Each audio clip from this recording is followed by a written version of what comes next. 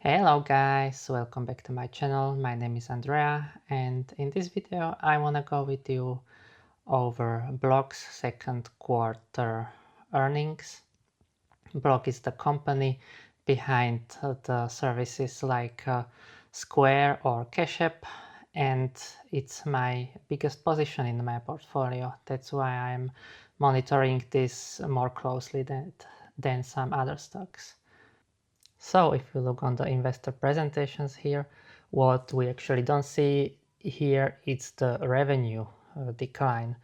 The revenue declined year over year 2%, but if we exclude Bitcoin related services, the revenue actually grew 10%.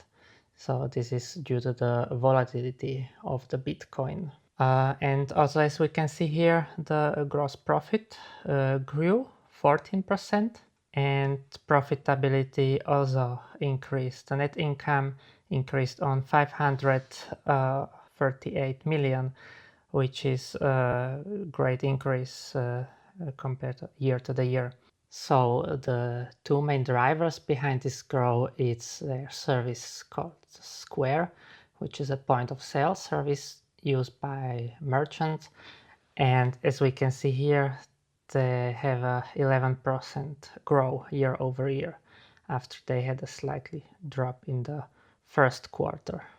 And at the fintech companies, I like to watch closely this gross payment volume, which means how much money they process. And as we can see here, in the Q1 they also had some drop, but in the Q2 they was able to process 64 billion, which translates to 10% increase year over year. The growth is obviously the headline in this second quarter earnings report. Another core business of there is Cash App, with their services like buy now, pay later, Cash App Borrow, and Cash App Card. And as we can see here, the Cash App gross profit was also increased 16% year over year. So the business seems to run very good here. When it comes to services like buy now, pay later, there is always risk of default. The customers will not be able to repay their debt, but as we can see here, they have a very good credit score.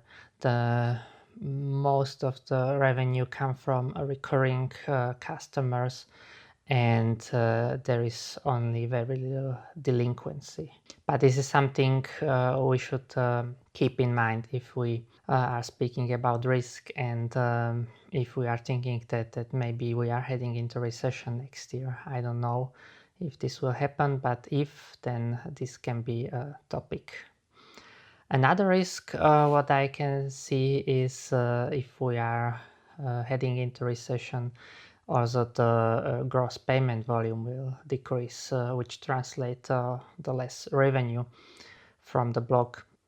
Another thing to keep in mind is that fast-growing companies like Block, if they stop growing or if they have just one quarter that the growth is less than the previous quarter, as we saw in Q1 this year, the stock will crash massively because investors are expecting to grow.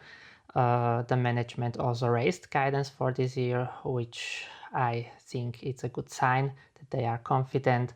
But if they cannot deliver, the stock will crash massively, I think. So this is something you should keep in mind if you want to invest in the company like this. There is a big potential if they can deliver, but there is also big volatility in the short run. In the long run, I am in Block for the long run, and about this volatility, I don't care. If the stock is going down to like $60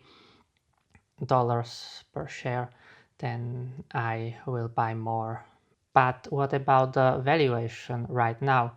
The block is trading between 15 and 20 forward PE, And if we think that the historical average is 30 PE for the block, then it seems like the stock is trading for the discount now.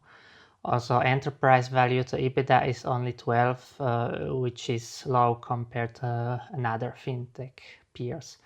But keep in mind, this is not a financial advice, and you should always do your own due diligence before investing in anything. So, if we sum things up, Block seems to transform itself from the pure growth story into more mature fintech platform, which is still growing a lot. The two main drivers, growth drivers, is the Square and the Cash App, but they have also another businesses like Bitcoin processing. They want to make Bitcoin accessible as an everyday payment, which can have also some good potential, but especially this kind of service can bring a lot of volatility with it. Also, what is good to mention, they ended the second quarter with 8.5 billion in the liquidity. They was able to pay back 1 billion of their debt, and they bought 1.1 billion in their stock. Altogether, they bought this year 2.5 billion worth of stock from their 4 billion approved share buyback program. So, and in this valuation, and at the spring, the stock was valuated even lower. This translates roughly to 3.8 to 4% of this company they bought back.